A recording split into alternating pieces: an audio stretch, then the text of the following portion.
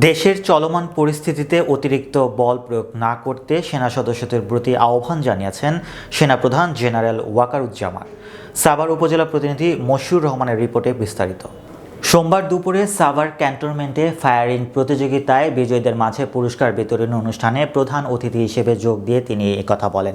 সেনাবাহিনী প্রধান এ সময় আরও বলেন, বাংলাদেশ সেনাবাহিনী দেশের শান্তি শৃঙ্খলা রক্ষায় কাজ করে যাচ্ছে।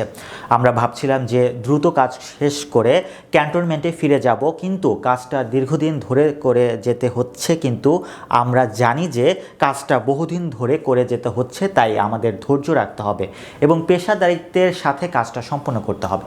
সুতরাং দেশ ও জাতির জন্য আমাদের কাজ করে যেতে হবে এবং যতদিন আমরা দেশে একটা নির্বাচিত সরকার না পাই ততদিন শান্তি শৃঙ্খলা রক্ষায় আমাদের কাজ করে যেতে হবে।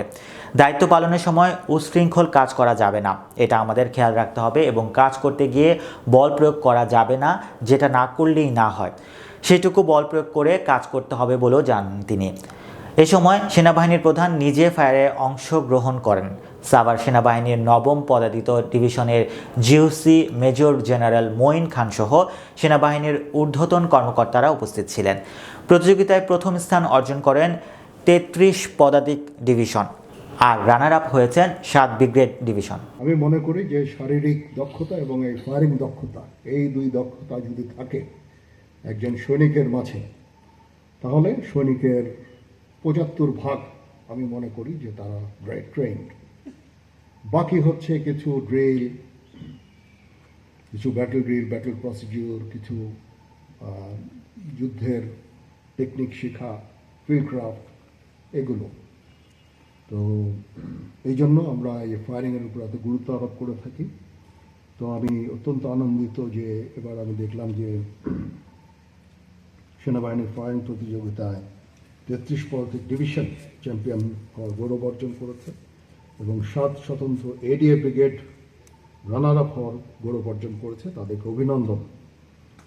কোনো ধরনের শৃঙ্খল কাজ যেন না হয়, বল প্রয়োগ করা যাবে না।